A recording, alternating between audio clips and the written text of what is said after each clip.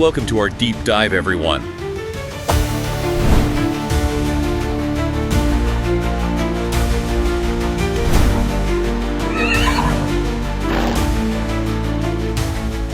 The V75 races this Saturday, July 19th at Axevalla. Ah, Axevalla. Yeah, it's quite unique, isn't it? Known for having Sweden's longest home stretch on a 1,000-meter track. It's, 227 meters? Exactly. Remarkable, really. It makes it a really demanding course. I mean, frontrunners, they need serious stamina to hold on. And that long stretch, well, it can truly change everything right at the very end. It's often called the long shots track, for that exact reason. Right, the Skrlarnes Bana. Let's kick things off with V75-1, the Star Division. It's a 1640-meter race, and it features a tricky vault start. That's right. Okay, so who are the ones to watch here? Especially with that vault start in mind, a lot of the analysis seems to gravitate towards Mooney Talks, number 6. Yeah, she's seen as the pace setter, the Spets favorite. Yeah. Very likely to try and lead from start to finish. High ability for her class, looked really good with 2 straight wins from the front. Driver sounds incredibly optimistic. But, and here's the divergence you mentioned, some observers do consider her overbet. They question if she can actually get away as quickly as some others, which, could be critical in a volt start. That's a key point. And while Mooney Talks is strong, what about Hennessy Joyride, number 4? She was an early favorite on some betting slips. She was. Performs well almost every time, thrives in the lead, and recently she showed she can run well from outside positions too. But there's always a but, isn't there? Yeah. The big question mark is her inexperience in volt starts. She's only had one before from an inside lane. So her tough starting position here makes that inexperience a real concern, especially if she doesn't get away cleanly. Absolutely. Okay, who else? There's Ontario, number 7. Promising 4-year-old, good conditions. Right. Believed to have high potential and could actually get to the lead from her spot, especially with a driver known for offensive tactics. Aggressive driving could make a difference. Okay, so those are the main contenders. Let's talk long shots. Anything interesting bubbling under? Well, we found Friend of the Phantom, number 12. Impressed with the victory last time, showed ability in tough competition, got a good sprint. Despite the handicap. Yeah. It's interesting because she's used to tougher groups. She's seen as a camp bull. Plus, her trainer thinks the short distance will suit her. A potential hidden gem. Any others? Yeah. Laney KW, number 14, shown strong finishes. Could really surprise given Axevalla's long home stretch. Again, very low betting percentage, despite facing top-class horses recently. And Mary Wad, number 15. Can start well in volt starts. Might get a favorable position with an experienced driver. She's considered interesting, potential from that solo spring track position at low percentages. So yeah, for this opening race, you're really balancing that early speed against handling the tricky volt start. All right, quite a puzzle to start. From that intricate volt start, we now transition to V75-2. This is the Class 2 race, 2,140 meters, but this time it's an auto start. Super open. Extremely open. Very little separating the horses here. The general consensus is that positions and pace, those will be the deciding factors. So who's drawing attention? Well, Langley, number 6, is considered to have probably the best speed and ability in the field. Likely aims for the lead. Okay. But the consistent warning is he's inconsistent. Unreliable. He's sometimes veered off course in recent starts. Not ideal. Not at all. It's worth noting equipment changes, though. Lighter aluminum shoes, a closed bridle, and earplugs. So the big question is, can new equipment truly overcome that past unreliability? Especially for a horse that's talented, but, well, erratic. That's the million-dollar question, isn't it? The sources, they present a mixed picture, really. Some believe the changes are a genuine attempt to stabilize him, unleash his potential, a calculated risk. Others, they remain skeptical, point to his history as a stronger indicator than new gear. It just underlines how speculative this race is. Okay, so Langley is a maybe. Who else? Beyond Langley, we also have Chico Lane, number 1. He's fast out, performed well at almost every start, can open quickly, expected to be an early contender, might secure the lead and then, release it for a good trip behind the leader. Makes sense. Then there's Freeloader, number 9. Very capable, 2 consecutive wins. Yep. Benefits from a fast pace, considered a good horse for the class. Despite a recent scratch, reports say he hasn't missed any training, viewed as a strong contender. How about Charlie TT, number 10? Good speed resources. Can be dangerous at the finish, sneaking along behind others. Shown very strong finishes. Noted as a must-pick by some due to his low betting percentage. Great value, potentially. And Arnie Silvio, number 8. Improved since running barefoot. Yeah, running barefoot. So, without regular shoes often translates to more direct grip and speed. He possesses strength, but that starting position, number 8, is a definite disadvantage. Okay, quite a few contenders here. Anyone else? Also in the mix are Propline W, number 7, fought well for a win last time, has high capacity, and Mr. Carinthia, number 11. He's interesting. It's his first start with a bike, an American sulky. Ah, the lighter, more aerodynamic sulky, that can often give a horse a boost, right? Exactly. Better speed, better handling, potentially. He's in full form, though. Again, his starting position is challenging. And Vesterbo, MASH, number 12. Showed good form running barefoot recently, had energy left for a sprint win. Some reports suggest he's very capable despite that tough starting position. This race, yeah, it truly demands a careful eye on the early pace and how horses position themselves. Really does sound wide open. Okay, on to V75-3, the Gold Division, the Axevalla July. This is a 2,640-meter auto start race. Smaller field, just 8 horses. Right, and this one, well, it feels a bit like a coronation for Hades de Vandal, number 8. He has shown absolute top form recently, hasn't he? Brilliant performances, Yeah. crushing competitors in his last 2 starts. Totally dominant. Many sources agree he's very hard to beat, likely gets to the lead. But as we dug deeper, we started wondering, is there a chink in that armor? A hidden vulnerability, maybe? Something that opens the door for a challenger? That's the core question, exactly. While Hades de Vandal is undeniably dominant, his starting position, 8, isn't ideal. And some observers do question if he can maintain that dominance if he's forced to work harder than usual. Which opens a door for? For Starro Mac Crow, number 3. He finished with saved energy last time, thrives over this distance, was second in SM last year.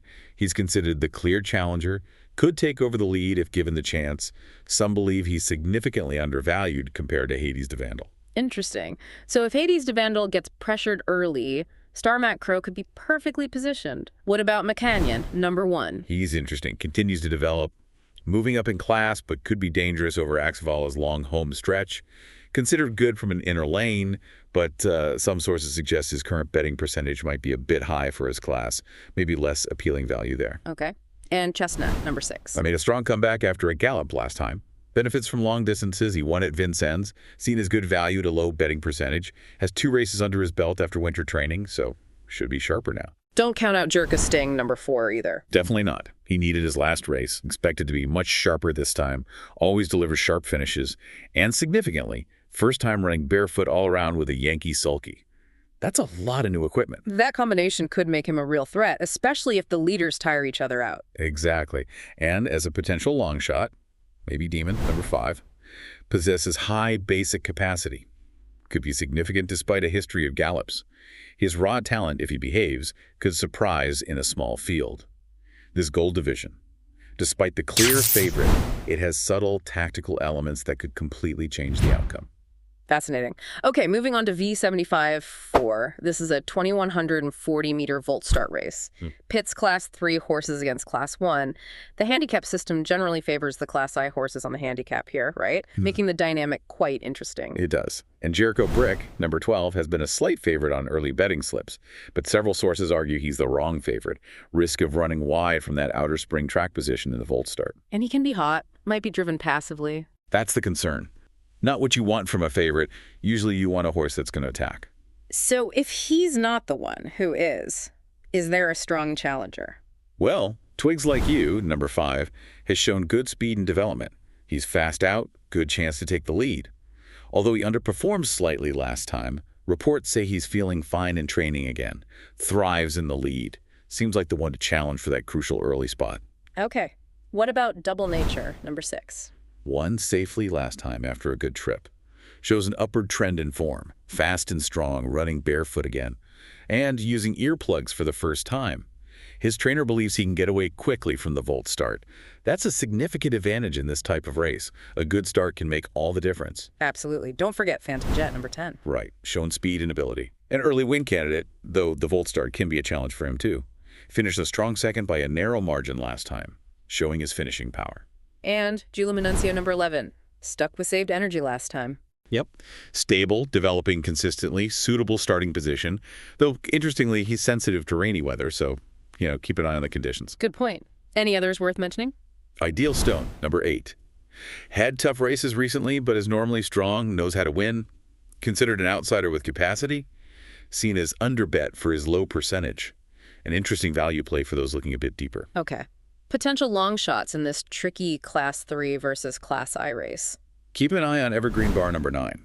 Could be overlooked, has the ability to go far, showed good acceleration from recent equipment changes.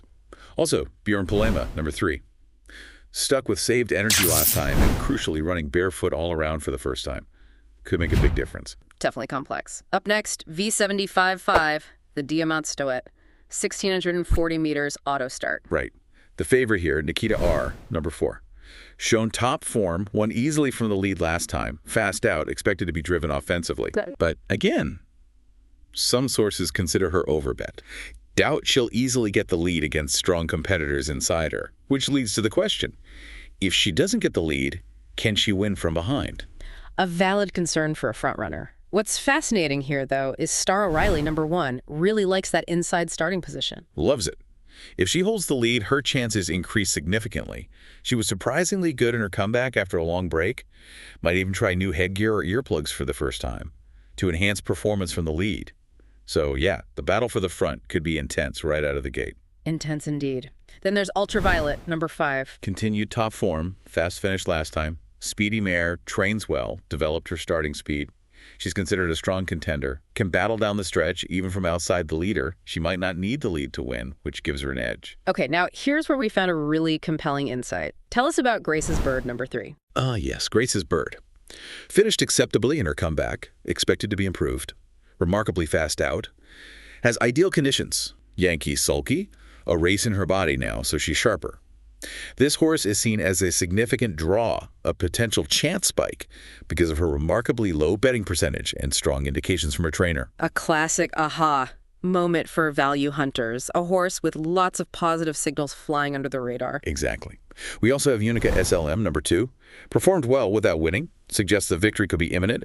Viewed as a good contender for her low betting percentage, especially if the early pace is high and the front runners, tire each other out. And Maharaja, number 7. Shown good form for a while. Benefits if the pace is high. Another potential closer. Sounds like it. Okay, let's move into V75-6, the bronze division in. Another 1,640-meter auto start. This one is described as this week's race. Many horses capable of performing in the gold division. That tells you the quality is high here. It's a great observation. It's a really deep field. Ready Star, number 5, is in top form. Was exceptionally good last time. If he reaches the lead, he'll be hard to beat over the sprint distance. However, some sources believe he's overbet. Given the strong, fast competitors inside him, making the lead hard to obtain, it raises that important question. Is raw speed enough if getting to the lead is too costly? Burns too much energy. Precisely. And that leads us perhaps to Loxahatchee, number 6. Possesses high ability. Showed good form in the Sprinter Mestren, even though he galloped in the final. Expected to be driven from behind. Will be tough to resist on Axevalla's long home stretch. Offers good value for his low betting percentage. Many believe he has gold division potential. So if the front runners clash, he's perfectly poised to strike. Makes sense. What about Scorpan Ruta, number 1, the start cannon? Hey, yeah, incredibly fast out of the gate. Been convincing in lower classes, but this is his bronze debut. The critical question is, will he aim for the lead and try to hold off the others, or opt for a sneaking trip and save energy? Some sources consider him overbet if he commits fully to getting the lead. The tactical decision there. Also in the mix, Cross Lane, number 3. Very capable when he performs well. Interesting as he runs barefoot all around for the first time with a Yankee sulky. Driver sounds optimistic about his capabilities, suggests he's ready to make a big impact. And Jongleur, number 2. Regaining form, won recently on grass, has a high top level of performance. Might be worth including on the slip, better than his current percentage suggests. Another strong contender seems to be Big Ben Pellini, number 11. Performed well in the Sprinter Mestern, top form. He's a lure with some luck, especially if the race pace is high. Consistently performed well against strong competition. Shows his class, his ability to handle tough groups. Okay. Finally, we're at V75-7, the silver division, 2,140 meters auto start. Right. And this race features Jobs Post, number 3. Considered a future elite horse, consistently delivers top performances. Perfect starting position, likely finds an early lead. Seen as the horse to beat. Widely seen as the horse to beat. Many believe he's the most secure winner of the entire weekend, capable of winning even from outside the leader. His dominance is a common thread across all the analysis, makes him a strong anchor.